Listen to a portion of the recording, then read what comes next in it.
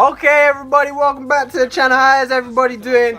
And we got more career mode for you today, episode 54.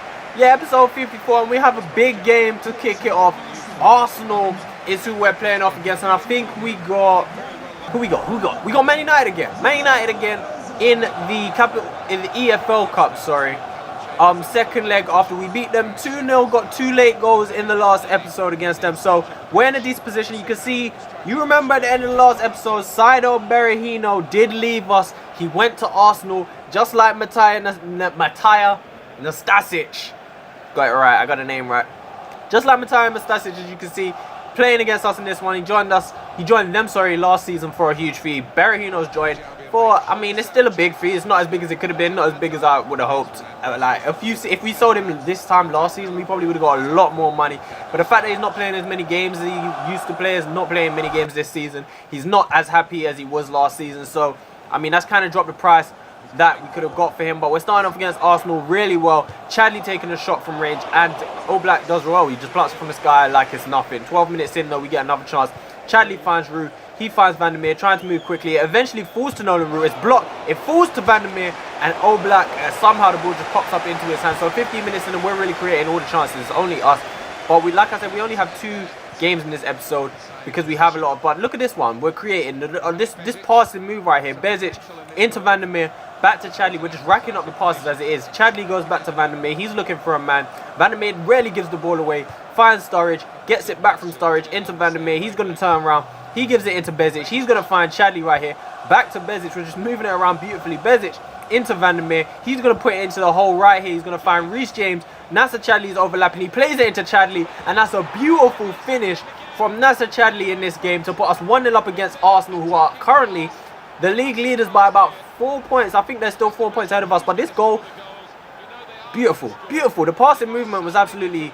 I mean, I don't think I even got the achievement. There's an achievement in this game. If you score a goal after, I think it's 10 passes in the opposition half, we strung together like 14, something like 14 passes in the opposition half before playing it into Chadley, and the finish just matched the build-up as well. The finish was absolutely beautiful as Arsenal getting behind with Ahmed Musa, and Jack Rose makes a really good save to keep us in the lead in this one. But yeah, the beautiful first goal for the team. I mean, you could score a screamer, you could score a 30-yard banger, you could score a bicycle kick, you could score a finesse goal from an angle. But a passing move goal, like, I mean, that's you can't get better than that, especially with a nice finish into the top corner like that. Nasser Chadley, he just can't stop scoring. Scores another Premier League goal. Arsenal putting a little bit of pressure on as they find the ball back to Musa again, though. So after they've gone down, they've really started to step it up a little bit and create a few more chances. Van der Meer this time finding Reece James. Back to Van der Meer, into Chadley, into Sturridge, into the Rue in the middle. Finds Chadley. He's going to lay it off eventually to Mo Bezic, who gets into a good position to shoot. But Mo Bezic, that's just not what he's really like. That's not what I brought him into the team to do. Like, I brought him into the team to be great, to achieve greatness at the finest level of winning the ball back and all that stuff. But look at this footwork from Alex Oxlade-Chamberlain as he plays it back to Xhaka, and his shot from outside the box. 70 minutes on the clock right now, so the second half was really quiet in this one. Arsenal pushing forward, trying to get something out of this game, and eventually the full ball breaks to them. The ball's played into Mustafi, who, I mean, the last person they want to be a through on goal. Ozil playing in Mustafi, and his shot eventually is saved by Jack Rose. Arsenal again trying to create something late in this game. They give the ball away in a sloppy position. It falls to Bradley. He's going to slide it into Nino Jankovic, who shoots across the box, and he's denied by a good save from Jan Oblak in the end as it goes out for a corner. So 89 minutes on the clock, and it's still us pushing forward. Byron throws it into the Rue. He spins around his man beautifully. Goes around another, I think it's Nastasic he goes around, and forces another save out of Oblak. But 90 minutes on the clock, into some added time, with us having the ball all the way up on the other side of their, on their side of the field, sorry. It's not really looking like there's going to be enough time for Arsenal to get anything out of this game. As you can see, Tyler Roberts was brought onto the pitch. But Arsenal didn't have enough time to get anything out of this game, and we did leave the Emirates Stadium with all 3 points. So that is a big, huge win that we got right there, because like I said, Arsenal were top of the league. If we had lost this game, we go down 7 points behind them, and that is just not excuse me, that's just not where we want to be. We don't want to be falling off of the pace too much to get behind Arsenal. We need to stay in this title race, because early on in the season we were looking brilliant. We were top of the league. We were scoring bags of goals. We're still scoring quite a lot of goals, but recently our results have dropped a little bit. We don't want to fall off. We don't want to let one period in the season make us fall off. But back into transfer window action. West Brom's club valuation surging under rain. Kerosene, thank you very much. Thank you very much. I'm so proud of myself. Jack Butland's saga is finally over as he joins Spurs for 37 million. They still have Hugo Lloris. I don't know why the teams do this in this game. They just sign players for positions they already have exceptional cover for. But then after selling Saido Berahino at the end of the last episode, we signed back an old player from Spurs. You saw they signed a striker, possibly to replace Rondon in the last episode. We've sold Berahino, and we're replacing him with Solomon Rondon, rejoining us for half the price we sold Berahino for. Only 15 million, but yet it says size of the price tag. I don't know what that's about. Like, 15 million, come on, that's nothing. Especially with the inflated prices that they have in this game. Like, FIFA's done a really good job of matching the inflated prices in real life. Like, you got to pay some ridiculous money for some of these better players in this game. But I kind of like it. But 15 million for Solomon Rondon. I know he's 29 years old, but he's still like an 81, 82 overall. So it's really not too bad. Like, I mean, we signed him as cover. He comes back. He left us. He returns as a backup player, more or less. But now we have this second leg against Manchester United. 2-0 up, obviously. If we can get an away goal, we'll look really strong to go through and play in the final of the EFL Cup.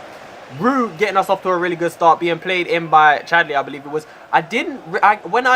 Going into this game, I completely forgot that we scored that second goal in the last episode to put us 2-0 up with Daniel Sturridge. And so I picked a really strong squad. My squad wouldn't have been as strong if I'd remembered that I was 2-0 up. I thought I was only 1-0 up going into this match. But it is what it is, because we do have another big game coming just after this one. So we do need to rotate the squad around. But we rotated a little bit, just not as much as like Chadley probably wouldn't be playing. Maybe Sturridge wouldn't be playing. But Manchester United coming forward at us again, 30 minutes in.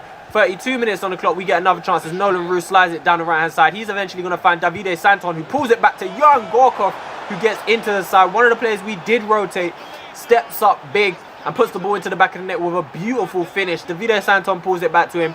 It just bounces in front of Gorkov, and he hits it kind of on a half volley, and it just flies into that top corner. Gorkov, he can finish, man. He could finish. He's losing his attributes rapidly, but I mean, he could finish. He could put the ball in the back of the net. We're going to have a squad report in the next episode as well, just in case. Like, a lot of people have been asking for more squad reports. We'll have one in the next episode. Maybe, I mean, I don't really, because the players only grow every month. So there's not really any point in showing more than, like, at the end of each month.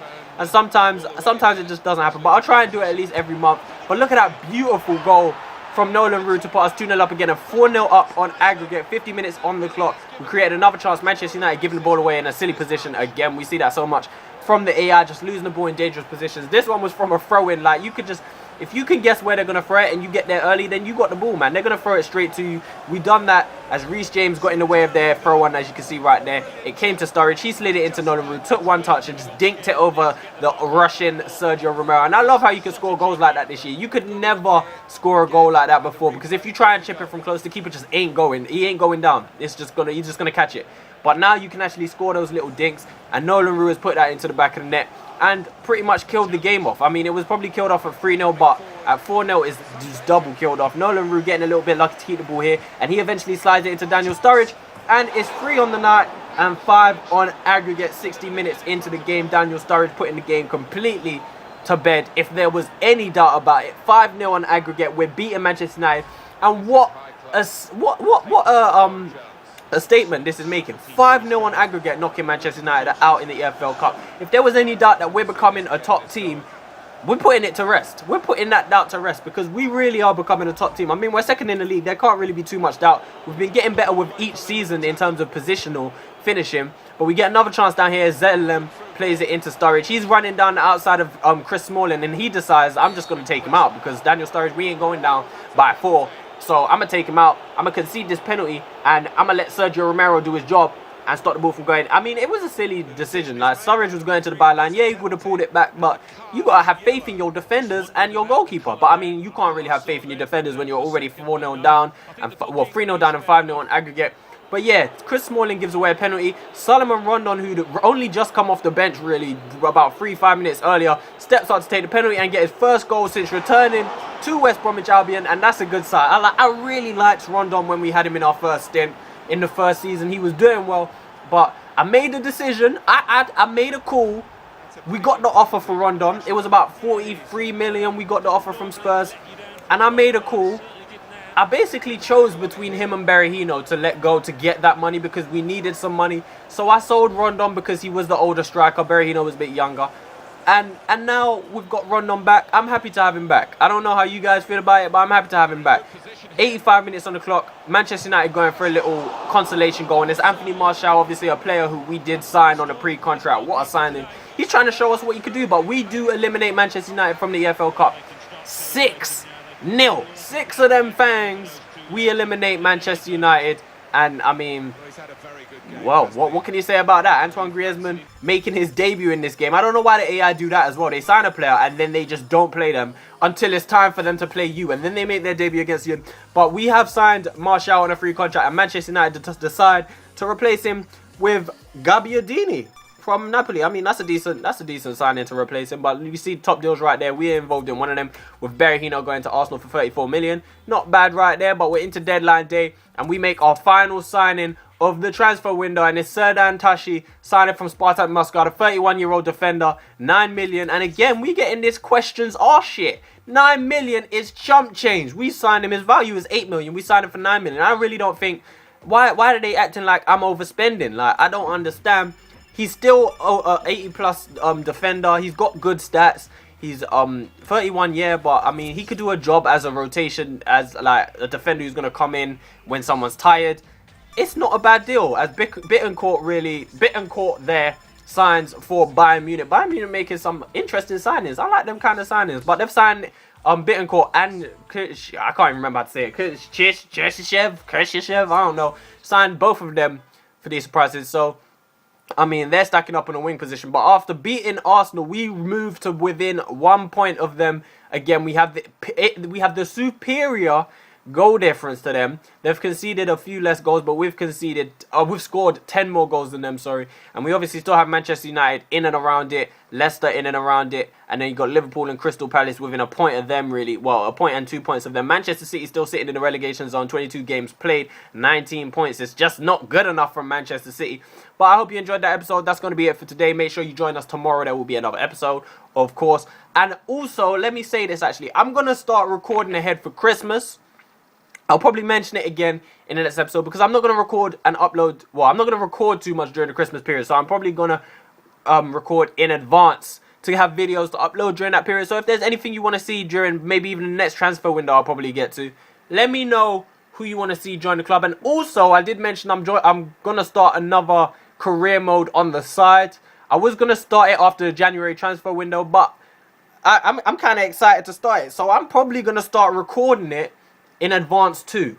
And I don't know when I'll upload it. Maybe I'll upload it when you guys guess which team it is. Maybe I'll do that. But yeah, I'm going to start recording the new series in advance as well. So yeah, I'm just letting you guys know when that uploads. Bear in mind that I've probably recorded a whole bunch of other episodes after that as well.